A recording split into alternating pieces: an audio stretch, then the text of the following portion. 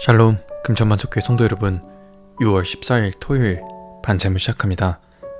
오늘 본문 말씀은 역대상 16장 1절부터 22절 말씀입니다.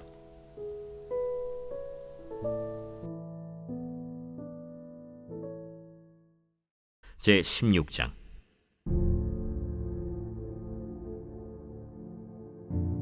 하나님의 궤를 메고 들어가서 다윗이 그것을 위하여 친 장막 가운데에 두고 번제와 화목제를 하나님께 드리니라.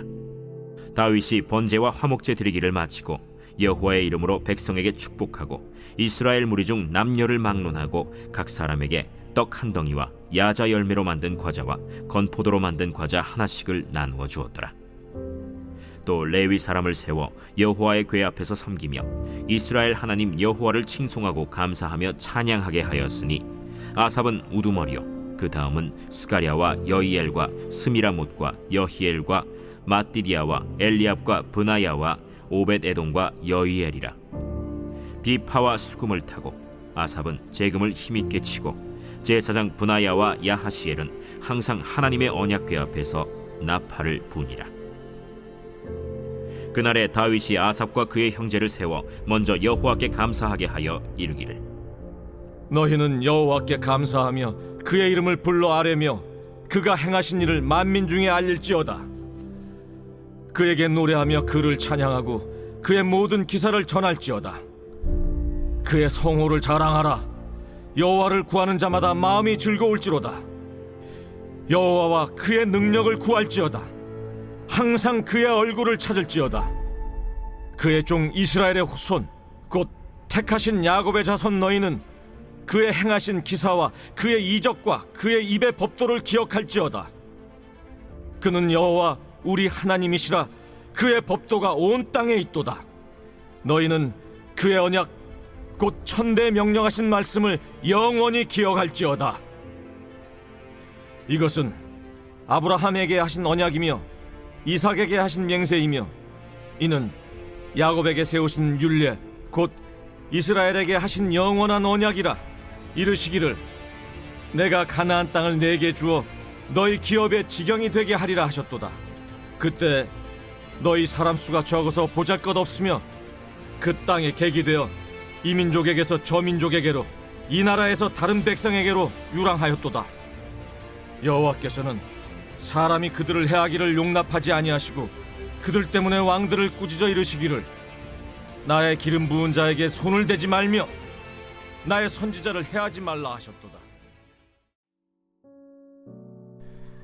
감사의 자리 다시 찾기라는 제목으로 말씀을 하도록 하겠습니다.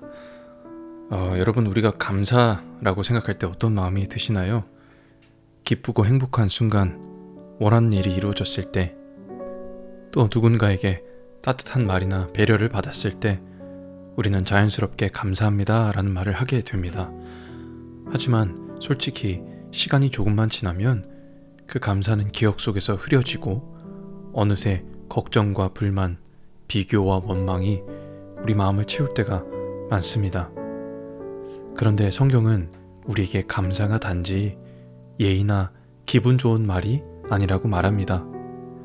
감사는 하나님과 우리 사이에 깊은 관계를 회복시키는 자리, 곧 예배의 자리인 줄 믿습니다. 감사의 자리는 하나님께서 하신 일을 기억하며 그 앞에 무릎 꿇고 다시 그분을 높이며 나 자신을 돌아보는 자리입니다. 이 자리는 우리가 어떤 상황이 있든지 반드시 지켜야 하는 자리인 줄 믿습니다. 왜냐하면 감사는 단순히 과거의 좋은 일을 떠올리는 행위가 아니고 하나님께서 여전히 살아계시고 내 삶을 인도하신다는 믿음의 고백이기 때문입니다. 성경 속에서 다윗도 인생의 수많은 위기와 고난을 지나 언약궤를 다시 예루살렘으로 옮기고 나서 맨 처음 한 일이 오늘 본문에 등장하는 감사 예배였습니다. 다윗은 그 자리에서 감사의 노래를 지어 찬양했고 백성들에게도 그 감사를 나눴습니다.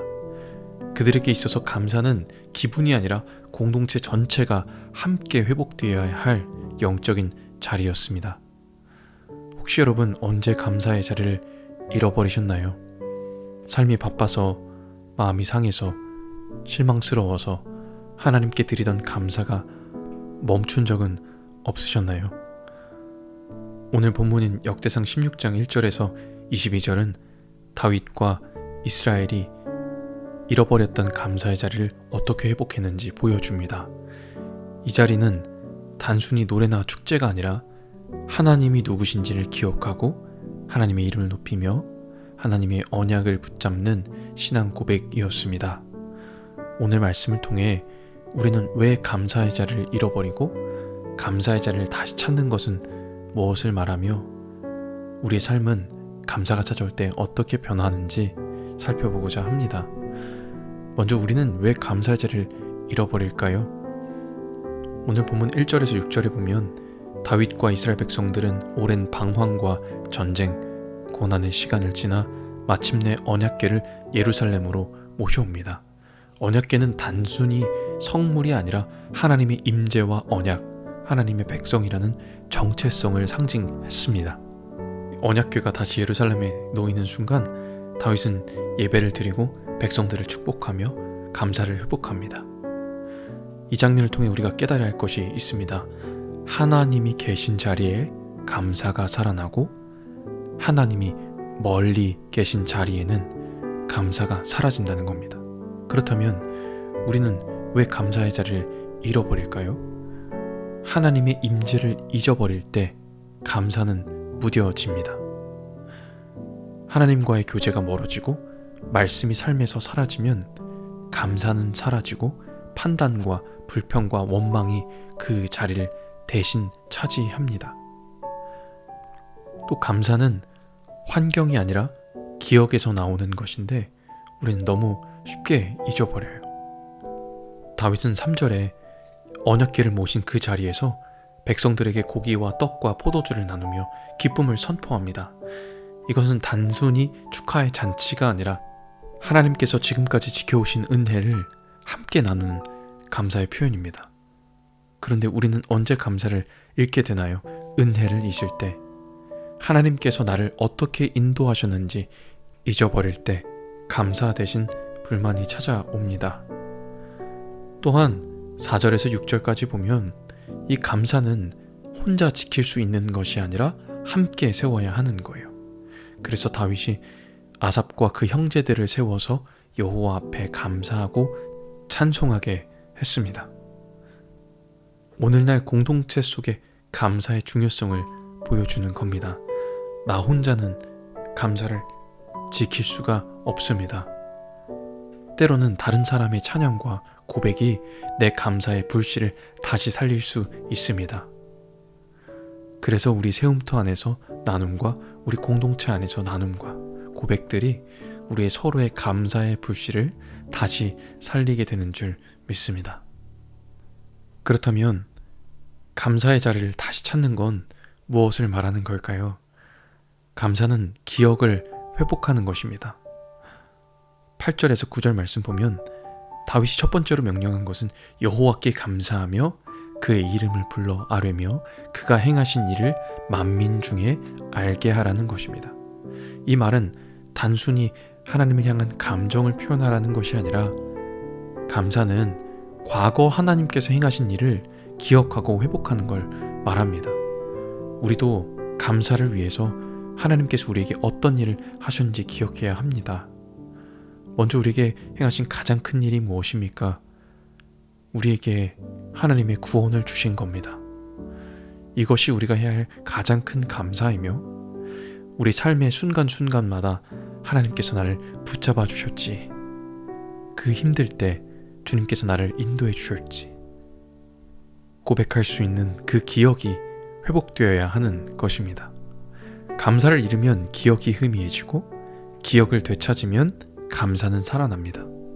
또한 감사는 입술의 찬양에서 시작합니다. 9절 말씀에 그에게 노래하며 그를 찬양하며 그의 모든 기사를 말할지어다. 아멘. 감사의 자리로 돌아가는 구체적인 실천은 입술의 찬양입니다. 찬양은 단순한 음악이 아니라 영적인 기억을 되살리는 통로입니다. 우리는 찬양할 때 과거의 은혜를 다시 체험하고 현재의 믿음을 고백하며 미래의 소망을 품게 됩니다. 오늘 본문에서도 모든 공동체가 함께 노래합니다. 하나님의 은혜를 기억합니다. 여러분, 찬양할 때 단순히 노래를 부르는 것이 아니라 하나님 앞에서 지난 은혜를 다시 기억하시며 새기시는 그런 찬양과 예배 되시길 축복합니다. 마지막으로 감사의 자리를 회복하면 어떻게 될까요? 나의 삶이 달라집니다. 13절에 그의 종 이스라엘, 그의 택하신 야곱 자손 너희는 이라고 말씀하셨습니다. 다윗은 백성들에게 너희는 택한 자들이다 라고 말합니다. 이 말은 이스라엘 백성들이 하나님의 소유고 하나님의 목적 안에 있는 백성이란 뜻입니다. 감사의 자리를 회복하면 우리는 단순히 일시적인 은혜에 감격하는 것을 넘어서 하나님의 선택을 받은 자, 이 정체성을 다시 한번 확인하게 됩니다. 이 정체성을 확인해야 우리 삶이 흔들릴 때에도 나는 하나님의 자녀다. 내가 감사할 수 없는 상황이 찾아올 때에도 하나님 나를 잊지 않으신다. 내 인생의 주인은 나 자신이 아니라 나를 택하신 주님이시다. 이런 정체성의 고백은 내 삶을 붙들어주는 강력한 힘이 됩니다. 성도 여러분, 감사의 자리는 회복의 출발점입니다. 다윗과 백성들이 언약궤 앞에서 드린 이 감사 예배는 단순한 의식이 아니었습니다.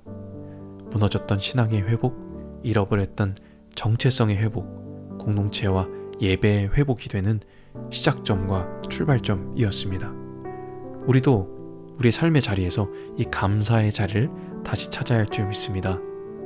감사할 수 없는 상황이 아니라 하나님이 누구신지 바라보는 자리로 돌아가야 합니다. 그때 하나님은 우리와 여전히 함께 하시고 우리를 택하셨고 지금도 여전히 우리의 인생을, 앞으로의 모든 인생을 인도하실 줄 믿습니다. 우리 이제 이 말씀을 기억하며 함께 기도하겠습니다.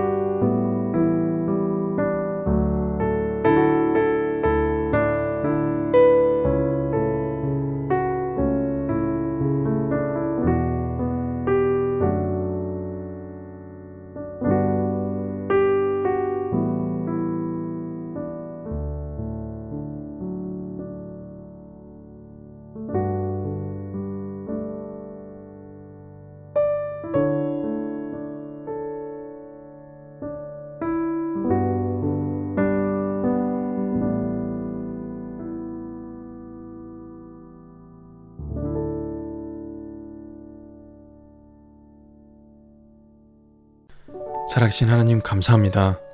오늘 말씀을 통해 감사의 자리를 다시 찾는 은혜를 누리게 하셔서 감사합니다. 하나님을 잊고 주신 은혜를 기억하지 못한 채 불평과 원망에 머물렀던 우리의 마음을 주님 앞에 내려놓습니다. 하나님, 이제 우리의 시선을 다시 하나님께 돌립니다. 우리를 택하시고 인도하시며 끝까지 붙드시는 하나님을 기억하게 하여 주시옵소서. 감사는 우리 감정이 아니라 하나님과의 관계 속에서 다시 세워지는 믿음의 자리인 줄 고백합니다. 이제 우리 삶 속에서 이 감사의 불씨가 다시 타오르게 하여 주시고, 우리 금천만석교회 예배와 세움터를 통해 다시 한번 감사의 불씨가 타오르는 믿음의 공동체 되게 하여 주시옵소서. 감사합니다.